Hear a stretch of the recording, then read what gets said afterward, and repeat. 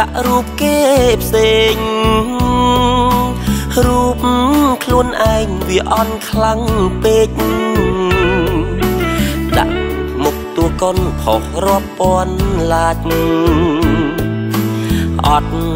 បានដេញ friend កើនរាល់ថ្ងៃមានស្រីស្អាតគេឆាតសុំស្នេ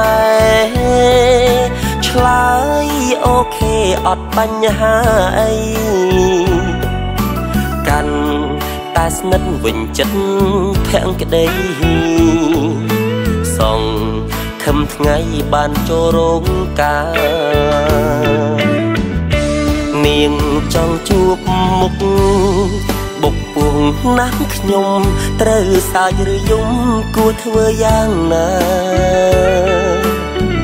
ខ្លាចនាងឃើញខ្ញុំមុខចាំងជាងតាខ្ញុំប្រាកដជាស៊ីកភ្លៀងមិនខាន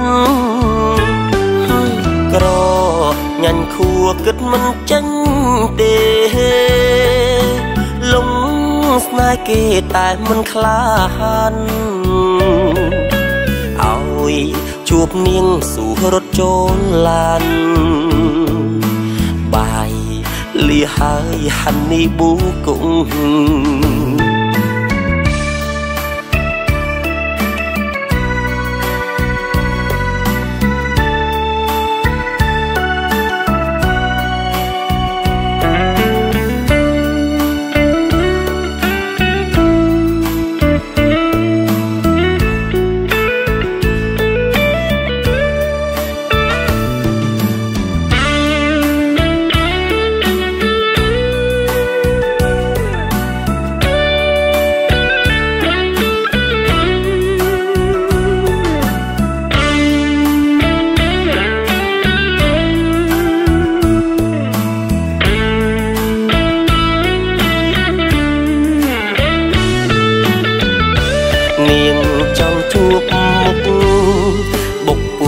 ណាស់ខ្ញុំត្រូវសើចឬយំគួរធ្វើយ៉ាងណា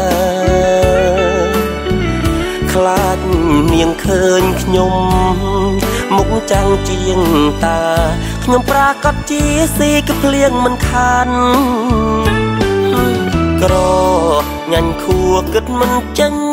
ទេលងស្នេហ៍គេតែមិនក្លាហានឲ្យជួបនាងសុរត់ចូលឡានបាយលាហើយហានីប៊ូគង់